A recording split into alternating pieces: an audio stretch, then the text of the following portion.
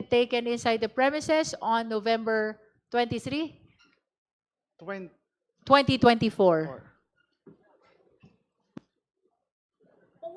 Ang ina ninyong lahat. Martin Romualdez, Lisa Marcos, Bongbong Marcos. Madam Chair, can we begin the video again because the audio was not clear at Please the beginning. replay and please max the volume. Ang ina ninyong lahat. Martin Romualdez, Lisa Marcos, Bongbong Marcos. Huwag ka mag-alala, ma'am, sa security ko. Kasi may kinausap na ako na tao. Sinabi ko sa kanya, kapag pinatay ako, patayin mo si BBM, si Lisa Araneta, at si Martin Romualdez. No joke. No joke. Nagbilin na ako, ma'am. Pag namatay ako, sabi ko, huwag ka tumigil hanggang hindi mo mapatay sila. And then he said yes. Honorable Sendanya. Maraming salamat, Madam Chair. SA Jeremy Lotok. Yes, I'd just like to seek your confirmation. In paragraph 4 of your affidavit of investigation, you said, and I quote, in the same press conference, VP Duterte likewise responded to an online commenter expressing concern on her security by stating, quote, yes, wag kang mag-alala ma'am sa security ko kasi may kinausap na ako na tao. Sinabi ko sa kanya, kapag pinatay ako, patayin mo si BBM, si Lisa Araneta at si Martin Romualdez. No joke, no joke. Nagbili na ako, ma'am. Pag namatay ako, sabi ko, wag kang tumigil hanggang hindi mo mapatay sila. And then he said yes. So you confirm that this is in your affidavit of investigation? Yes, sir, I do confirm that it's part of our affidavit of investigation. And I would just like to know your understanding dun sa bandang, yung una kong nabanggit na quotation, yes, wag kang mag-alala ma'am sa security ko kasi may nakausap na ako na tao. In relation to the last part of the last sentence where the VP, Sara said, and then he said yes. May I know what's your understanding? Is that one and the same person? Well, actually, ongoing yung investigation namin, sir. Although we cannot divulge it right now para hindi ho ma-preempt yung aming ginagawang investigasyon. But definitely, we believe na meron ho siyang kinausap at meron hong assassin na naka-assign base doon sa conversation. Just if to confirm that I heard right, na meron siyang, you confirm. Could you kindly repeat your statement? Yes, sir. Based ho sa aming affidavit, VP Sara is referring to one and the same person, sir. At kasama po sa inyong investigasyon yung pagtukoy doon sa kung sino man yung taong yon. Which is ongoing po, sir. Yeah. Thank you, Madam Chair. No more questions. Para sa akin po, itong ground na ito, threats, inciting to sedition, ito po ay isa sa pinakamalakas, kung hindi pinakamalakas na ground. Para sa akin po, as the endorser of the Sabali et al. Complaint sa kapagbabasa ko ng records. Yes, lahat po ng grounds for impeachment raised against the VP are serious. But more than the other grounds, ito pong ground na ito, the threats, is one of the most important in the sense that it gives us an insight into the true character and moral fiber of the VP.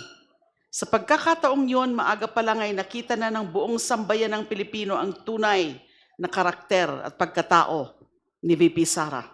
Never before, in the entire history of the world, has a sitting vice president threatened to kill the president and his wife on live streaming video for the whole Filipino nation and even the world to watch. It finally reveals Sara Duterte at her most transparent and unfiltered moment. And para sa akin po, this is not an aberrant attitude of a Duterte. In fact, it is their trademark character. Just recently, yung kapatid nga niya po, si Mayor Baste, said that all he wants is the head of the president, nothing more, and then the Duterte family will be satisfied.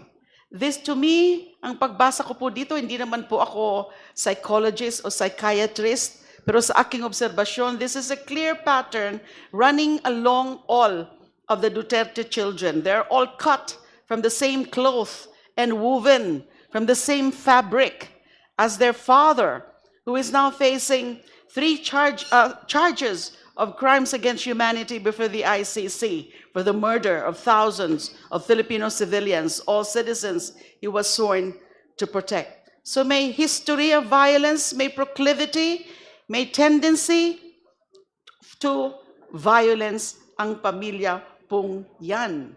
Mayor Baste also showed us that the Duterte family is capable of bringing back the bloodshed instigated by their father, as he attempted to do so immediately at the start of his first term as Davao City Mayor in 2022, with the killing of 7 alleged criminals in Davao City. Fortunately, his attempt to bring back the Davao Death Squad was immediately put to a stop by the PNP when the leadership of the whole Davao Police Force was revealed. The Davao City Police was no longer the Davao Death Squad that the children grew up with and got used to running their errands, including the occasional execution of enemies, as attested to by DDS leader Arturo Las Cañas. Mayor Baste's failed revival of the DDS is also just a poor copy of his sister's record in the EJK business. According to Las Cañas, then Mayor Sara, together with the then City Police Chief and now Senator at Large, Bato de la Rosa, were the ones to come up with Oplan Tokhang as an operation modus of the DDS. Marami pong sinabi si Las Cañas sa kakayahan ni VP Sara na maging katulad ng kanyang tatay. Kaya nung sinabi ni VP Sara na kumuha na siya ng hitman para patayin ang first couple, hindi po yun biro. Siya po mismo ang nagsabi, no joke, no joke. Hindi biro ang pagbabanta ni VP Sara sa buhay ng Pangulo at unang ginang. Na ginawa niyang bantang ito ay hindi na alegasyon. Napanood po natin ito sa live streaming video. Nung gabing yon, nakita natin ang totoong Sara Duterte. Nanlilisik ang mata, halos bumula ang bibig, at lumabas ang dugo sa tenga dahil tila ba sasabog na ang kanyang ulo sa galit dahil sa pag-detain sa kanyang chief of staff dito mismo sa loob ng batasan.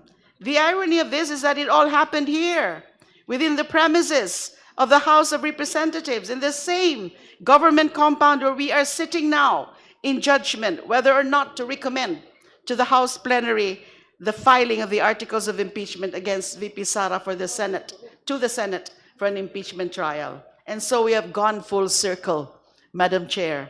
Sa haba-haba ng prosesyon na nag-umpisa sa opisina ni Kong Paulo Duterte nung gabi, noong November 23, 2024, bumalik tayo ngayon para dinggin ang krimen at impeachable offense na naganap malapit lamang sa bulwagan na ito. Ang seryosong pagbabanta sa buhay ng Pangulo, unang ginang, dating speaker ng kanyang pangalawang Pangulo. Hindi bale sana kung walang gulugod sa likod ng banta. Pero katulad po ng aking sinabi, may kakayahan si VP Sara at ang pamilya Duterte na isa katuparan ng kanilang mga bantang pagpatay sa Pangulo. Sa katunayan, ilang beses na nilang hinahilintulad ang Pangulo sa libo-libong drug addict na pinapatay ng kanilang tatay. Sa tingin ko po, sa akin po, ito ang pinakamalalang ground for impeachment. Dahil pinakita nito ang kawalan ng tamang pag-iisip ni VP Sara.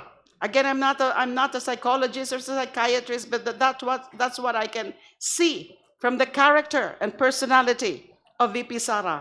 Hindi lamang pagbabanta sa buhay ng Pangulo ang ating nasaksihan noong gabing yon mula sa Room 304 ng South Wing Annex, kung hindi ang lagim na kinakaharap ng ating bayan sa ilalim ng isa na namang Duterte.